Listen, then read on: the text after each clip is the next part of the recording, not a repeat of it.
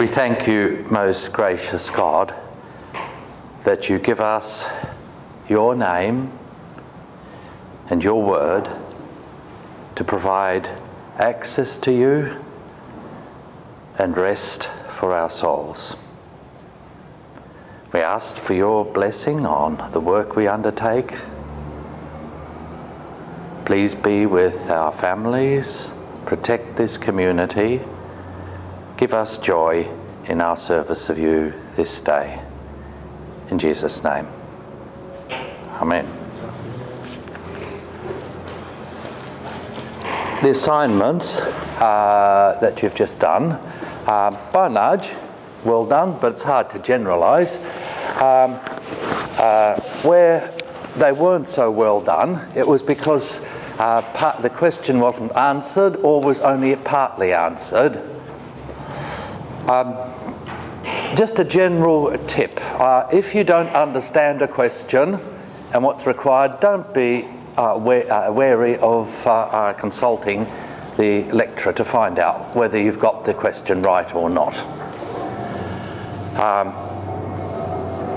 Secondly, the part that most of you had the most difficulty with was not so much analysing the passage, but to understand the passage as a foundational text and the way it was used elsewhere in the Old Testament. Sometimes it's easy to miss the most obvious and not to use the aids that are given. You have simple Bibles like this with very little apparatus to them, but then you get various kinds of study Bibles which have cross-references. So, for example, the NIV Study Bible, the Concordia Study Bible, at any place in the text has these textual references down the side. Now, I don't know whether you realise it or not, but these are in fact your most valuable exegetical helps. They're more valuable than the footnotes. And in different versions of the Bible, you get different cross-references. So, for example, if you are doing some study of the, say, Passover, just by having a look at these cross-references, you could discover where else in the Old Testament various aspects of the text that you were looking at are picked up and developed. Or, say, in Exodus 34, where God proclaims his name, the Lord, gracious and merciful, slow to anger. If you look that up here, you could get all the cross-reference where that parts of that text are quoted elsewhere in Old Testament and New Testament. This is a very, very valuable exegetical aid.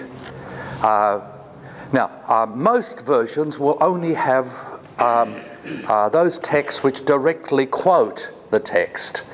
But you get some cross-references like this which give you not just quotations but allusions to the text.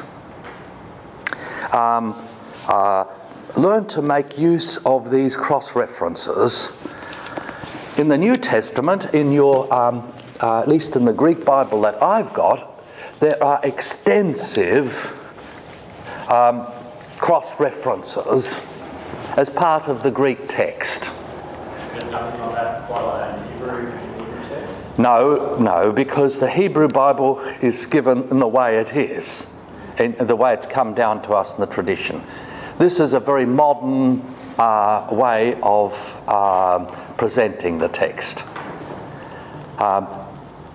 That's a very valuable tool. Also, the other tool that you can learn to use, and you need to learn to use if you're going to be a good exegete and a good preacher, is concordances.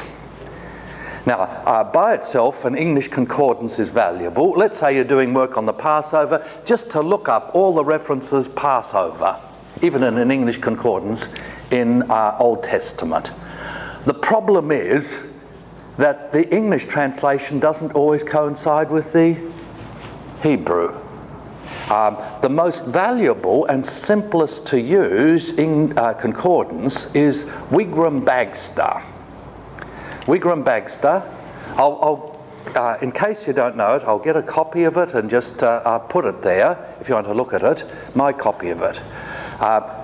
The good thing about that is that it lists all the occurrences, say, of a Hebrew word in the Old Testament, but instead of giving the Hebrew text, which takes you a long time to translate, it gives you the English translation in the authorized version. The authorized version. By the way, if you want the most literal translation of the Old Testament, go to the authorized version or the New King James Version. The Old King James Version or New King James Version gives you the closest to the Hebrew that I know you can get to with an English text. That's if you're working exegetically, and you want to have a look at a translation that's very, very literal. But Wigram Bagster is very, very helpful in doing concordance work. Now, what concordances do is to show you how a word, where a word is used elsewhere and how a word is used elsewhere. It's by far your most important exegetical tool. And as far as I'm concerned, my two basic stock exegetical tools are concordance and dictionaries. Yes. So say like an average passage of 10 or 15 verses. Yes. Usually how many sort of key words would you end up going through a concordance with? 1 or 2 or 5 or 10? Or? It depends on what's important. You need to know that, for example, if you have a look at English translations, very often it paraphrases words and the significance of the word is not seen. But what I ask you or get you to do is to develop a nose for what are the significant terms in Hebrew. Rather than give you a number, if you want to, I can go through a text with you in English and any text you like and say, as far as I'm concerned, if I was doing an exegesis of this, just one reading, these are the words I want to read in, go back in Hebrew, check the Hebrew terms, and use a concordance with. So key terms. Say, for example, if you did the assignment on the centralization of worship in Deuteronomy, God commands that when they come into the land, they are to present their offerings in one place. What word would you look up? One place, the place that he chose, the place where he puts his name. What words would you look up in your concordance? Not in your dictionary, but in your concordance. Place. Place. And the Hebrew word for place is makom. And here place, if you look up your dictionary, has a special sense of a holy place, a place of worship. One place, okay, will get you to all the other passages in Deuteronomy, at least, and somewhere else where that allude to this basic law that God gives. The other word that I would look up is the place that God chose. I'd look up bachar, choose, in my concordance. And thirdly, I would look up the word shame, name, and then you'd find lots of interesting references. Now, the interesting thing about that is that what you get here is a variation on a pagan idiom. Normally, pagan people put idols in their holy places. What does God put in his holy place? Not an idol, but his name. Very strange expression. He puts his name there. The name takes the place of an idol. We'll be dealing with this in talking about idolatry in a minute. Does that to some extent help you, Joshua? Learn to use concordance. And it's not just for the formalities of exegesis, but then you get lots of ideas for what's helpful for you in preaching and teaching. All of a sudden, the text will begin to, the black and white text will begin to take on colour, and you'll see the dimensions of it, and you'll see how this text fits into the whole of the Old Testament, and maybe the whole of the Bible. If you have some questions about that assignment, do see me, rather than me speak generally about it. I remind you that your second assignment is worth half your marks, 50%, so this is the big thing, the one you're going to do. You're probably all working on, or will soon be working on, the bibliography for that. If you want to negotiate a topic, anything that interests you, you are quite welcome to do so. But don't try and pick too big a topic. That's always a temptation. Now I'd like to look at the second commandment. Remember, we had a look at the first commandment. There shall be for you no other gods before me or near me or against me.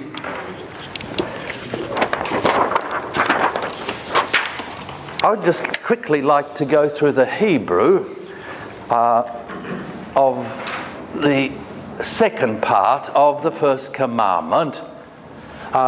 You shall not make ta'azeh for yourself. Pesel is a statue. V'kol temuna, or any resemblance, any copy, or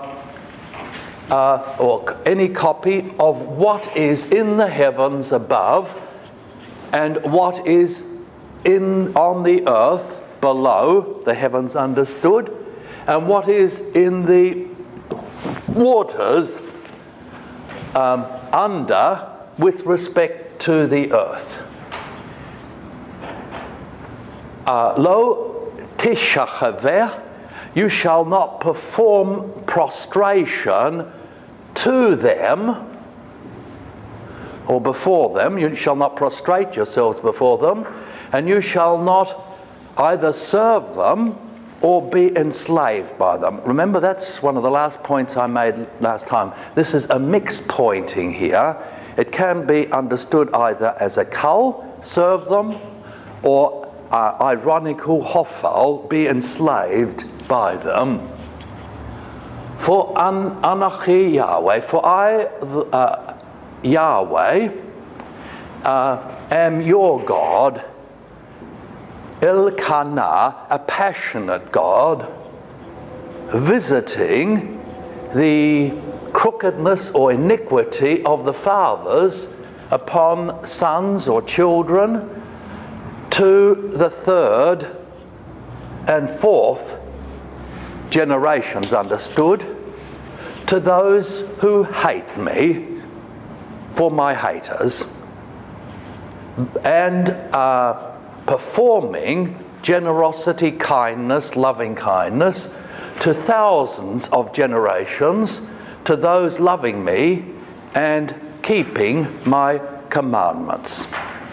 Notice the stark contrast there.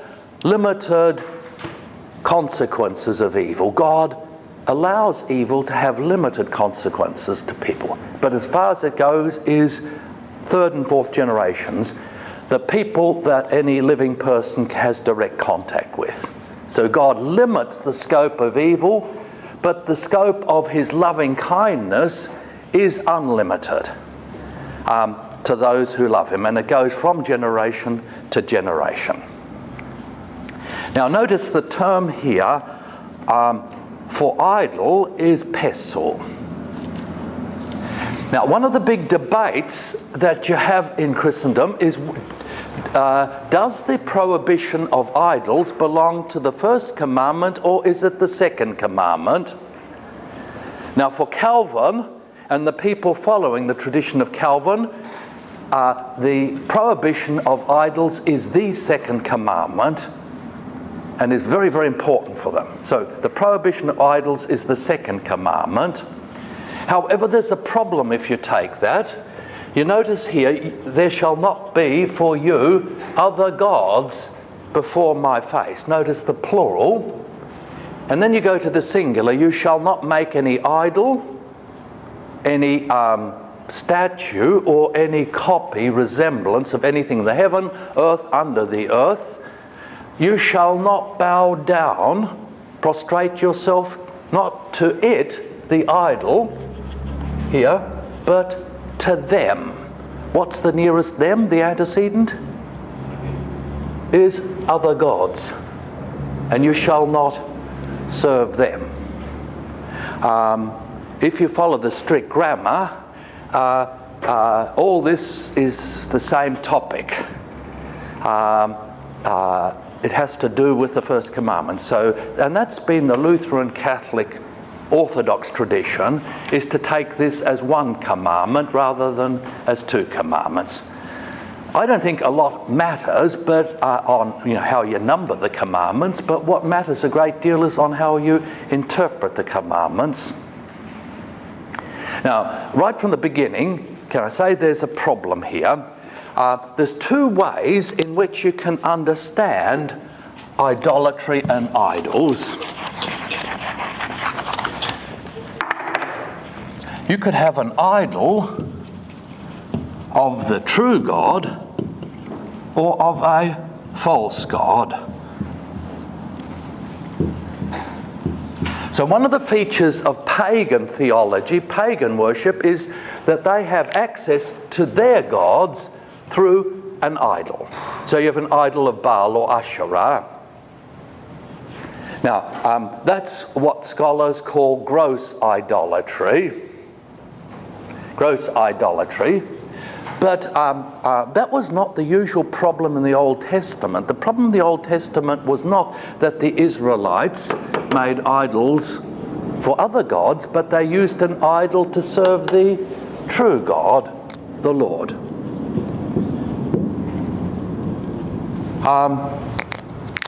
Now, the first commandment forbids both of these things, this and this. The use of an idol to serve God, or worship of another God by means of an idol. Now let's have a look at more closely at the prohibition of idolatry. First of all, the definition of an idol. And we run into problems straight away because we translate pesel as idol, and it gets rather vague, but quite literally, pesel is a statue that has been carved either from stone or from wood. And very often then it's painted, or it has a metal overlay. So if you can imagine a statue carved from wood, that's either painted, or a statue carved from stone, that's painted, or a statue carved from wood that's then plated with gold or silver, or sometimes copper. So, but very commonly a silver-plated or a gold-plated statue. The other word that's used, but not here in the Ten Commandments, is the term masecha, from nasach, which means to cast metal. A masecha is a cast statue, a statue that's made from bronze or copper usually, but it can also be made from gold and silver.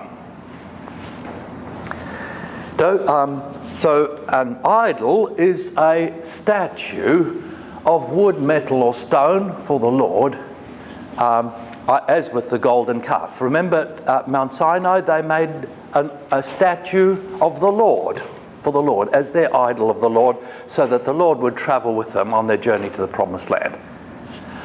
On the other hand too, idols can be used for other gods.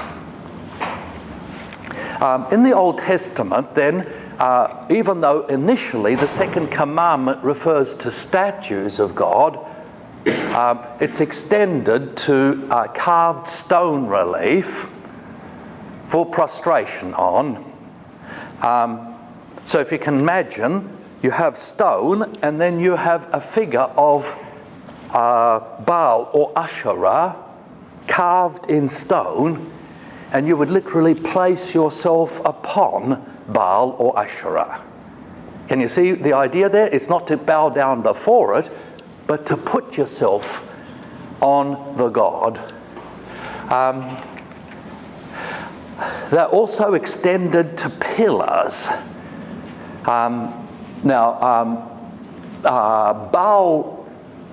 was represented in one of two ways.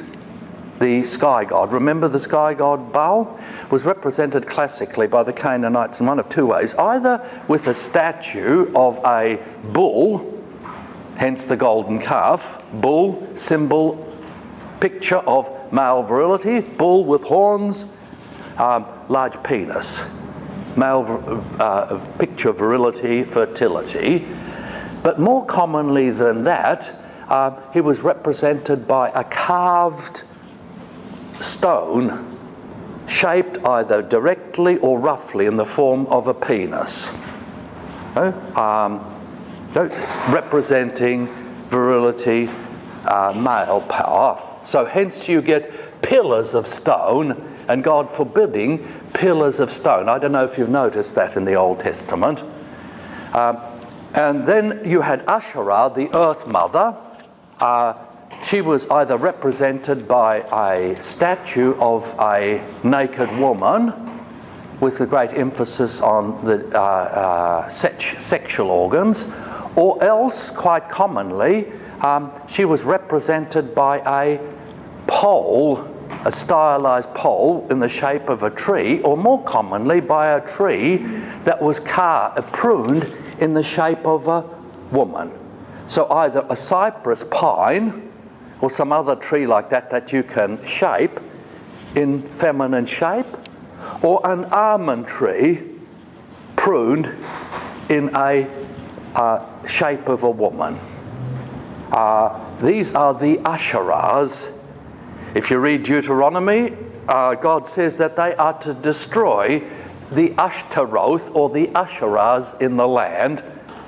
That includes both of these, the statues of the earth mother, the mother goddess, or the trees that are shaped in the form of the earth mother, the goddess. If you look at any of Bible dictionaries and so on, you'll find that archaeologists have dug up lots of statues of Baal and Asherah, and they take many different shapes and forms, so you can see what they looked like. Any questions on that? How do you know about the earth mother? Because they're all gone, usually the trees. The trees are gone. You just get it from second-hand references to it. And I could give them to you if you're interested. No. There's lots of references in Old Testament, and then also in texts outside the Old Testament, but particularly in the Old Testament. Now, the nature of an idol. At this point, I'd like to take issue with the definition of an idol that's been common since the Enlightenment in almost all theologians. Now, the kind of thing that I learnt when I was studying theology, and you can find it in many textbooks, is that for pagan people, the idol is the god. So, pagan people are really very stupid. This is the message that I got, because they believed that that statue is their god. So you identify the statue with the god, and they believe that their god is locked up there in that statue. And then the standard post-Enlightenment polemic was that the real living God cannot be contained in any physical thing like a statue. Now let me tell you that that's a load of bunk. The pagan people in modern times, as well as in ancient times, didn't believe that their God, that statue was their God. Can I repeat it again? They didn't identify their God with that statue. So if you destroyed a statue of Baal, you didn't destroy Baal. You know what I mean? So if you destroyed a statue of Baal, and because there's many statues of Baal didn't mean that there's many Baals. There's only one God, Baal, and he has many statues. Well, how then did they conceive, how did they understand the statue, the idol? What was the function of the idol? Well, the idol was called the face of the god, the panim. So you get quite a number of references to a pestle of Baal as the panim of Baal. The statue gives you access to the face of Baal. The statue is the means by which God gives you access to his face so that you see that God.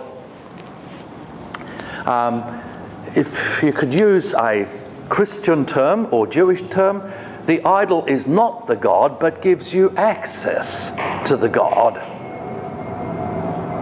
So if you want to see Baal, you go and look at the statue of Baal. If you want to pray to Baal, you pray before the statue. If you want to pay homage to Baal, you bow down before the statue. If you want to kiss Baal, you kiss the feet of Baal or the hands of Baal. If you want to present offerings to Baal, you would place the offerings in front of a statue. If you want to see the way it works, go to a Hindu temple, and you have it there. Now, if you get a chance, go to a Hindu temple sometime, because that's very much in this world of thought. So the statue is not Baal, but is the means by which you can access Baal. Now, the way they understood it was that the statue contained or embodied the spirit, the ruach of the god. The power of the god. So the statue was the panim of Baal, and it was animated by the ruach, the power of the god. Now the way it worked was this, that you had a man who was an idol maker, manufacturing idols. Until that idol was dedicated or consecrated, it was just a heap of metal or stone or wood. Nothing special. But then came the very important ritual in which the god was consecrated. And it was called, and if you look up in Pritchard, which contains lots of ritual texts, you get ritual texts from the ancient world which are called the ritual for opening the eyes of a god.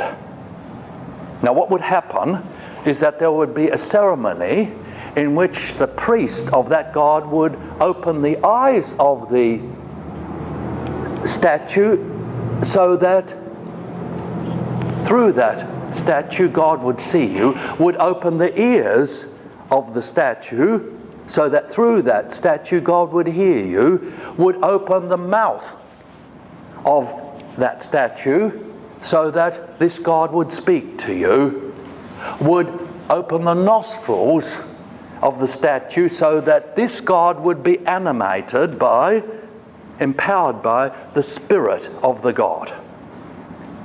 So in pagan theology, the God takes residence in the statue with his spirit. They don't believe that the statue contains the God, but it's animated by the spirit of the God. Let's have a look at Habakkuk 2:18 to 19, where you get a reference to all this, the spirit of the god and the ceremony which opens, consecrates an idol as a statue of a god. Thomas, could you read Habakkuk 2, 18? What use is an idol once maker has shaped it, a cast image, a teacher of lies? For its maker trusts in what has been made, though the product is only an idol that cannot speak. Alas, for you who say to the wood, wake up, to silent stone, rouse yourself. Can it teach? See, it is gold and silver plated, and there is no breath in it at all. Notice there, come to life, wake up, arise is the command that's given to the statue in the dedication ceremony. And by saying those words, then the statue is said to come alive and is filled with the God and filled with the spirit of the God. But notice the irony here. God says this statue has no ruach, life in it. It can't see, it can't hear, it's lifeless, it can't speak.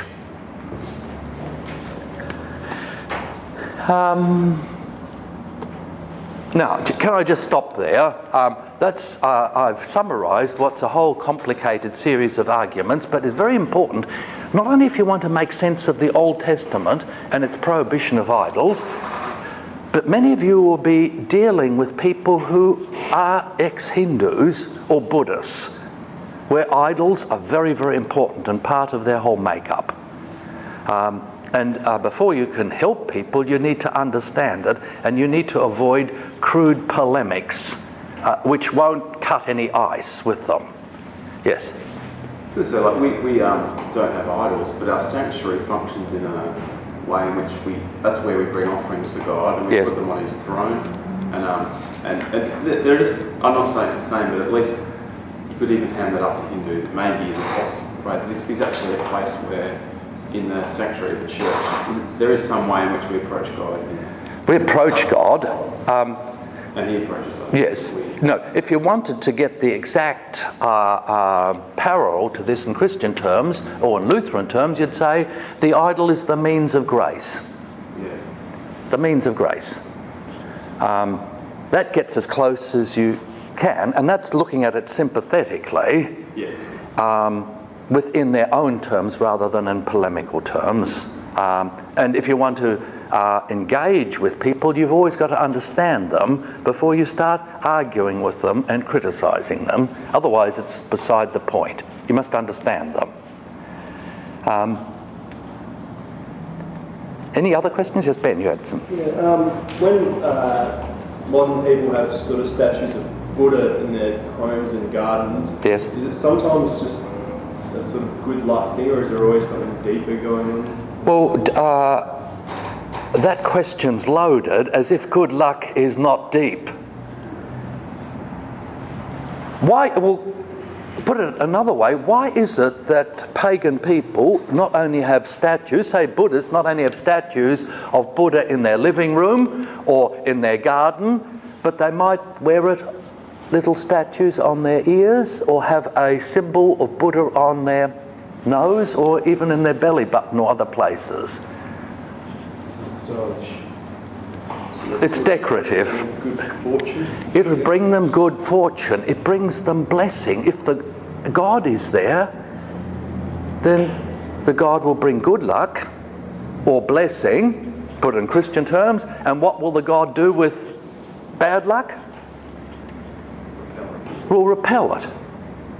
So everywhere you go in Asia, notice almost the average street in some parts of Kuala Lumpur, which were not a Muslim, if they were Christians, you always had a cross over the doorway or somewhere at the front. But if they were Hindus, you had the statue of their Hindu god, or if they were Buddhists, there would be some statue of Buddha. Now, why did people have statues of Buddha, say, in their houses? Because then Buddha would be present in the house, or Krishna would be present in the house to bless them and protect them from evil.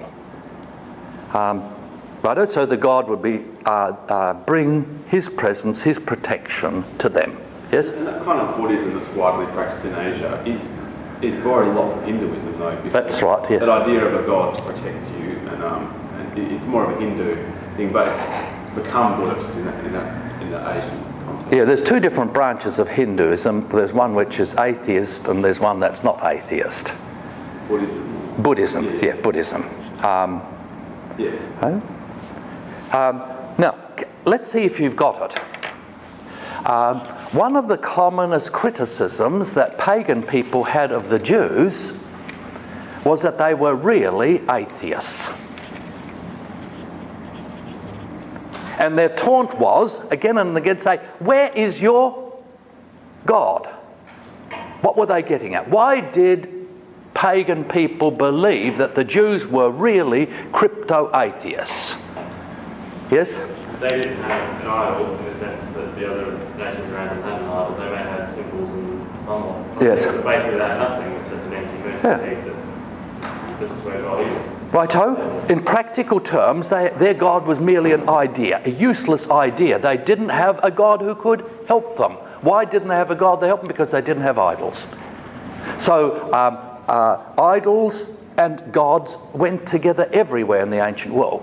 There's a very famous story that's told that the Roman soldiers who were besieging Jerusalem from 67 AD and finally captured the temple 70 AD couldn't wait to get into the Holy of Holies. Do you know why they wanted to get into the Holy of Holies? Well, the Jews believed in this all-powerful God, the one and only God. What did they expect to find in the Holy of Holies?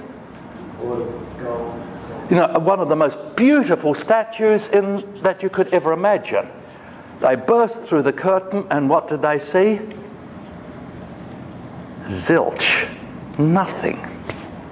And so the Romans concluded that the Jews were atheists. This happened before Christ too, with Mark Antony, or was it? Or, yeah, this happened several times. Yeah, it just probably, decades? Yeah, wasn't Mark Antony somebody else? It was one of the Seleucid kings. The Roman did it. Yes. Yeah, and they were campaigning through. Yes. And he walked in, and against all these protests, because by then Israel was a vassal state sort of, yes. And they were trying to appeal, please don't go in there, whatever. But he just paraded in Roman style. Yes. And I couldn't believe there was nothing there. There was nothing there, and if there's nothing there, it meant they believed in nothing in practical terms. Now, any other questions on that? It's just interesting how with passages like this one in Habakkuk, yes. We read it and we go, it's a bit of a laugh because it's just so obvious. Yes. This would have been very serious teaching. It's very serious teaching. So countercultural that needs to be reinforced. Yeah.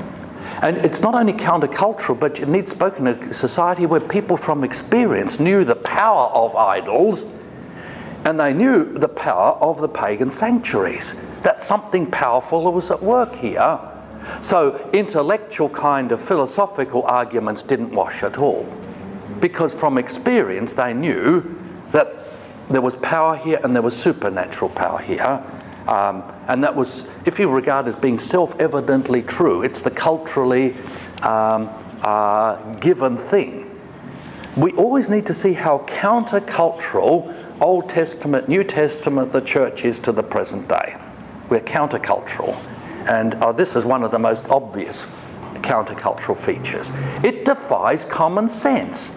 Common sense theology would be that if there is God, he would show his face and we would have access to him through our eyes, through his face, through an idol, a representation of him.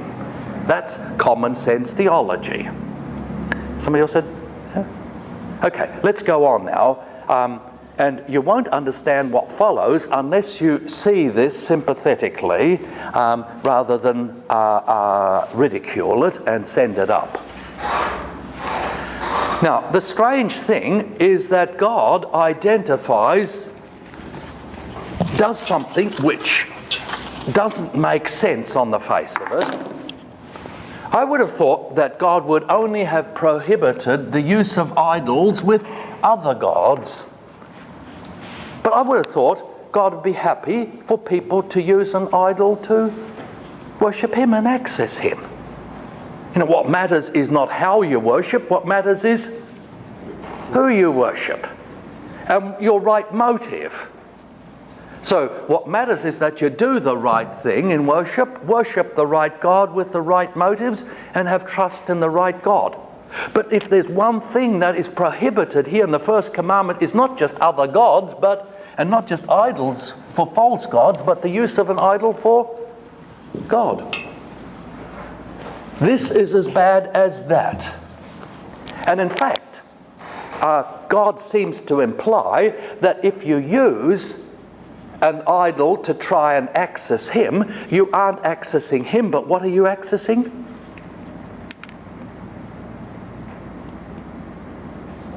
Other gods. So idols are identified with other gods in the sense that even if you use an idol that's dedicated to the Lord, you're not accessing the Lord, but you're accessing other gods. Now keep that in mind for what follows, because this helps to explain the reason for this is not given, it's merely stated. Just on the Yes? just I missed the earlier talking about idols, and I'm just trying to understand, how do we then understand construction of the tabernacle? The what? Construction of the tabernacle. The Construction of the tabernacle. Yeah? And all that's involved there, Yeah. artistic design, craft. Righto. You see, then some people go to the other extreme and say, you know, what's prohibited is, Michael, what's prohibited? Idol. And what's prohibited in the first commandment? Making of idols, performing the divine service to an idol, prostrating yourself before an idol. Those things are prohibited, but what's prohibited is not the use of artwork. You aren't to make the tabernacle. Then you make that idol. Okay, and if you wanted to say, if I wanted to put it more sharply than that, why was a statue an idol, but the Ark of the Covenant not an idol with the mercy seat? Both are physical, both in a sense represent God. Through both of them you have access to God in a way. You also have wood, gold, all those materials. Yeah, the ark is made of wood and gold. So you use the same material to make the statue of the God as the Ark of the Covenant. You have pictures of cherubim and seraphim carved along the side of the temple, or woven in the curtains of the tabernacle. Why is this an idol and prohibited, but why is the Ark of the Covenant not prohibited? Both are physical. So the problem isn't using something physical to represent God. Can you see it's not easy? There isn't actually a representation of God on the ark. There are angels. Okay, but It does say here that there's no likeness of anything that is in heaven. and above, so the sky gods, earth gods, underworld gods, there's no representation, not of God, but there's no representation of what part of God? His face is the important thing. But ultimately, what determines whether, and this is a very important definition that you'll find in the rabbis, and I want to come back to it, what determines whether something is an idol or not is whether it has been commanded or prohibited by God. God, through his word, has prohibited this, but he's commanded the tabernacle. He's prohibited putting a face to him, but he hasn't prohibited physical means of representing him or physical means of accessing him. So it's not the question of whether something is physical or not, or artistic or not. It's the question of what God has commanded, what God has prohibited. Just keep that in mind, and we'll come back to it in a minute. So the whole of the Old Testament identifies idols, even idols that are dedicated to God, with other gods. You have the prohibition of idolatry in the Old Testament. Now, the Decalogue prohibits three things, and take notice of what they are. The manufacture of statues of other gods, prostration before them, and performance of the divine service to them, the offering of sacrifices to them. That's prohibited. That's to an idol. To have an idol in which then you bow down before, to make an idol and to perform the divine service with an idol. Now, the book of Deuteronomy and the law of Deuteronomy extends the definition of idolatry in a very interesting way that picks up Michael's point. Can you go to Deuteronomy chapter 12, 3-4?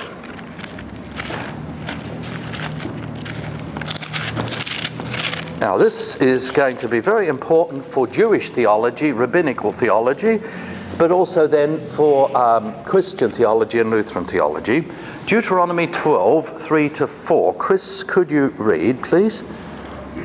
Break down their altars, smash their sacred stones, and burn their Asherah poles in the fire. Cut down the idols of their gods and wipe out their names from those places. You must not worship the Lord your God in their way.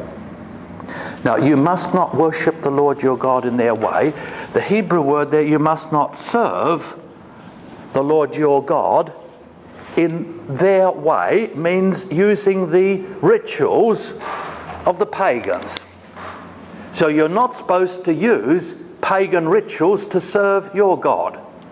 Notice there's a negative first. You cut down the sacred stones to Baal. You cut down the Asherahs to Earth Mother. You are to remove all idols, and you are not to serve God using pagan rituals. No, the same rituals that pagan use to serve their God, you are not to use. So using unauthorized rituals, pagan rituals, is idolatry. Can we go to the end of the chapter, Chris, where you get the same point being made? Verses 30 to 31. Begin with verse 29 to get the context. The Lord your God will cut off before you the nations you are about to invade. Dispossess. But when you have driven them out and settled in their land, and after they have been destroyed before you, be careful not to be ensnared by inquiring about their gods, saying, how do these nations serve their gods? We will do the same. You must not worship the Lord your God in their way, because in worshipping their gods they do all kinds of detestable things the Lord hates. They even burn their sons and daughters in the fire as sacrifice to their gods. Do you get the point being made there? When you come into the land, don't inquire and ask the question, how did the Canaanites, what rituals did they use to serve their gods? Don't copy their rituals and use their rituals to serve me. And then you're given an extreme point, because the pagans even go to the point of sacrificing their children. That's taking the most extreme case. Now, it's on this basis then that the Old Testament, and from the Old Testament Jewish theology, speaks about wrong worship or wrong service as idolatry. The term that's used in the Mishnah and in the Jewish tradition is avodah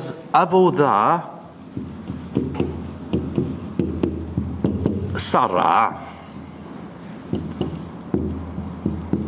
Now, avodah is service, sarah is alien or foreign, but then it also means unauthorized service.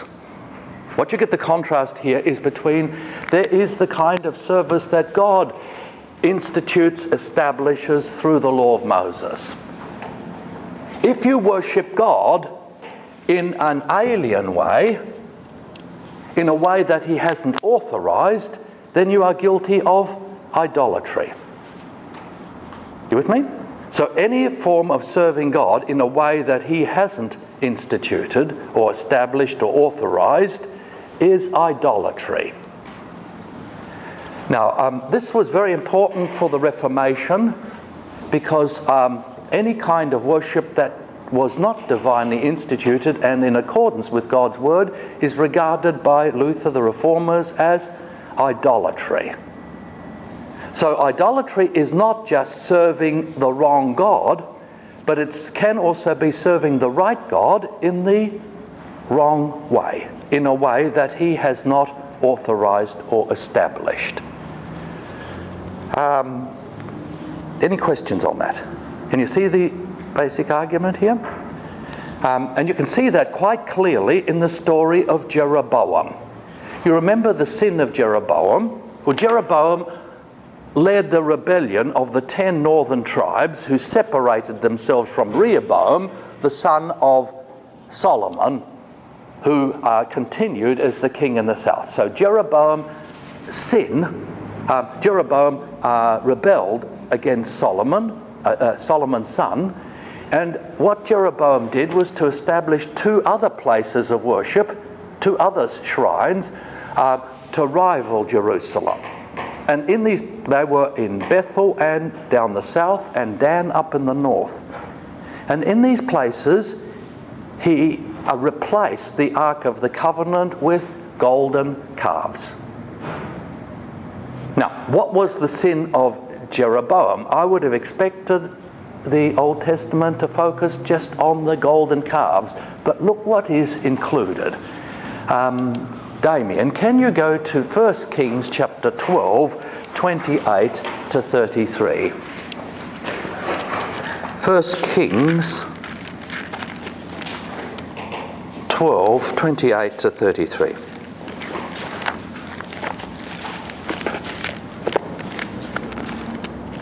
Therefore, the king asked advice, made 2 calves of gold, and said to the people, "It is too much for you to go up to Jerusalem. Here are your gods, O Israel, which brought you up from the land of Egypt." Just stop there. Here are your gods. Now that sounds worse in translation than it is in Hebrew. Here is your Elohim. What does Elohim mean? Notice it's plural. It can be. It's ambiguous. Here is your God who brought you up out of the land of Egypt, singular, or here are your gods. Elohim is a plural form used of the one and only God. There's no doubt that Jeroboam was not guilty of apostasy. He didn't believe that he was worshipping another God. It's the Lord. Keep going. And he set up one in Bethel, and the other he put in Dan. Now this thing became a sin, for the people went to worship before the one as far as Dan. He made shrines on the high places, and made priests from every class of people who were not of the sons of Levi. Jeroboam ordained a feast on the 15th day of the 8th month, like the feast that was in Judah, and offered sacrifices on the altar. So he did at Bethel, sacrificing to the calves that he had made. And at Bethel he installed the priests on the high places which he had made. So he made offerings on the altar which he had made at Bethel on the 15th day of the 8th month, in the month which he had devised in his own heart. And he ordained a feast for the children of Israel, and offered sacrifices on the altar and burned incense. So what did Jeroboam do? Now, this is a typical case of idolatry. Notice that idolatry is not just using an idol to worship God, but together with that, worshipping God in a way that he has not instituted. So what's the sin of Jeroboam? Number one, it's the use of prohibited idols in worship. Secondly, it's to serve God in a place that he has not authorized, in an unauthorized place, Bethel. Thirdly, the divine service is led by unauthorized priests. According to the law of Moses, A priest had to be a descendant of Levi. He ordains people. Anybody who volunteers is ordained to be a priest. So from the non-priestly tribe. He, fourthly, establishes a festival on an unauthorized time. The Feast of Tabernacles was set by Moses on the 7th month.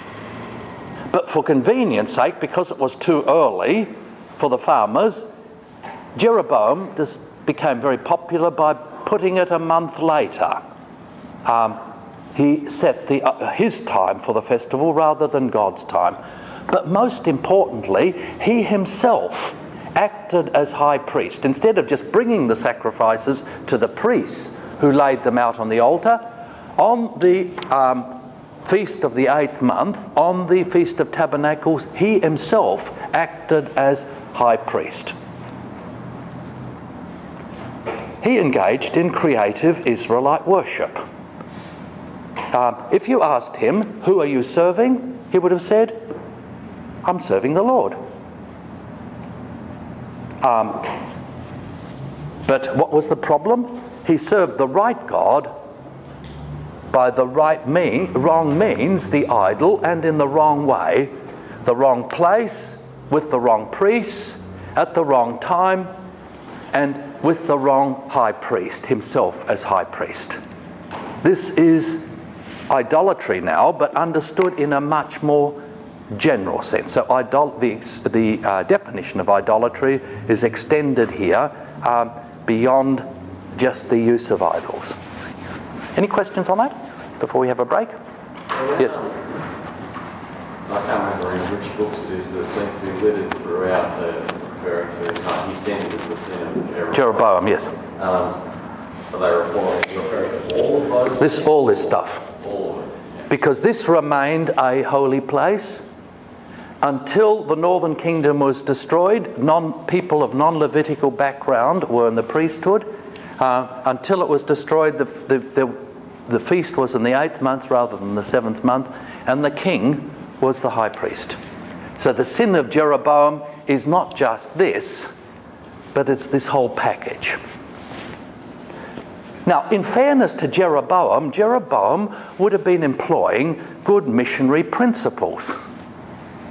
He was motivated by mission consciousness. He wanted to include the Canaanite people and reach out to them, and so he made concessions to them. They were allowed to carry over, if you like, some pagan practices, provided that they applied that and served the Lord in this way. It's very, very subtle. It's not quite so crude as people make it out to be. He served God, the right God, but in the wrong way. And that's ultimately idolatry. Let's take a break.